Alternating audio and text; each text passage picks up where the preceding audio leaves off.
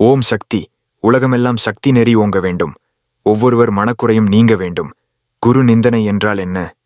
தன்னலம் சிறிதும் கருதாமல் நம் பக்தர்கள், தொண்டர்கள், சீடர்கள் நலமே பெரிதென போற்றி பெற்ற தாயினும் சாலப் பறிந்து கண்ணை இமைக்காப்பது போல, சின்னஞ்சிறு குஞ்சு பறவைகளை தாய்ப்பறவை உணவு ஊட்டி காப்பது போல, ஏன் அதைவிடவும் கண்ணுக்கு கண்ணாக நம்மை காத்து உலகியல் நலன்களையும் ஆன்ம நலன்களையும் பலவாறு அளித்து நம்மை காக்கும் கிடைத்தற்கரிய ஒப்பற்ற நம் ஆன்மீக குருவை எந்நிலையிலும் நாம் குறைவுபடுத்தி பேசுவதோ, ஏன் அவ்வாறு நினைப்பதோ கூட மகா பாவமாகும்.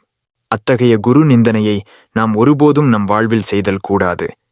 இதற்கு முன் அறியாமையால் உரிமையோடு திட்டுகிறேன் என நினைத்து தங்கள் கஷ்டங்களுக்காக வருந்தி குருவை திட்டியவர்கள், நிந்தித்தவர்கள் கூட தங்கள் தவறு உணர்ந்து குருவிடம் மானசீகமாக மன்றாடி மன்னிப்பு கேட்டு திருந்தி வாழ்ந்தல் வேண்டும்.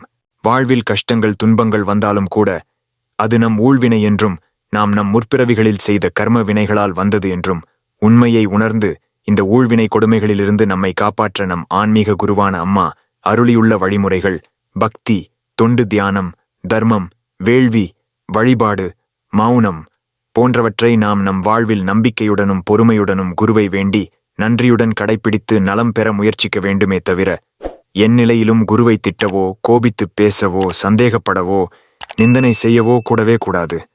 நம் அம்மாதானே என்ற உரிமையில் திட்டினேன் என்பது கூட தவறுதான்.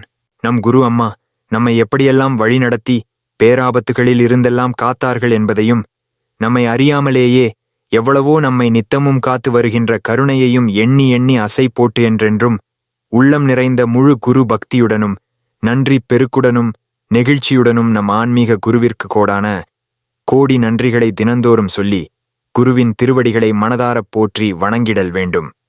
ஓம் சக்தி.